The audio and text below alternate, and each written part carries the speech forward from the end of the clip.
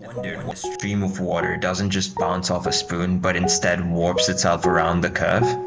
That strange bending is called the Coanda Effect, and it happens everywhere, from water taps to jet engines. In this project, we set out to understand the math behind it and recreate it using a fluid simulation. And by the end of this video, hopefully, we'll have answered exactly why that stream sticks to the spoon. To model the Coanda effect, we will assume a cylinder of radius r and a jet of speed uj and height b0 tangential to the cylinder. We assume two-dimensional flow, incompressible fluid, and of b0 much smaller than r.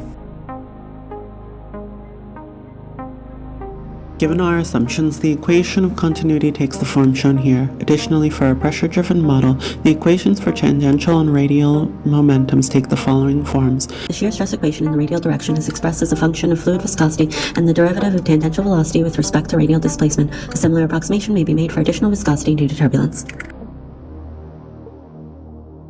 To simplify and combine our equations of state, we will define some dimensionless units. We will assume the streamline to follow the form of a doublet flow through a small angle of deflection and substitute for all the free parameters. Even after all these efforts, a closed form solution for the streamline was not achievable, so models of the Coanda effect still rely on computational methods.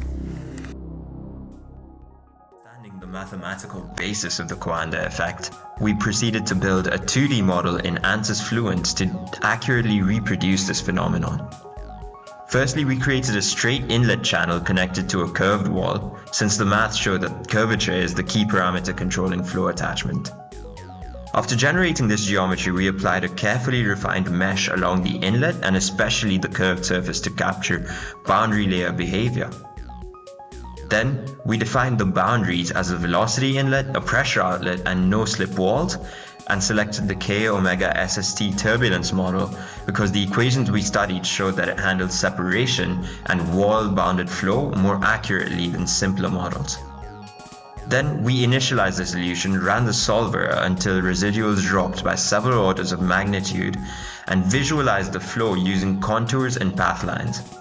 The results clearly showed jet attachment to the curved surface, matching the behavior predicted by our mathematical understanding. By first learning the theory and applying it in simulation, we were able to make more informed choices about geometry, mesh density, and turbulence modeling. And now for a physical demonstration. We used moist air from a humidifier to demonstrate the curvature of streamlines due to the Coanda effect. However, while the curvature of flow is evident in the demonstration, due to the constraints of the design that arose from the difficulty of trying to create a jet of fluid with laminar flow and visible streamlines, our demonstration fails to recreate the positive relationship between velocity and curvature expected for the Coanda effect.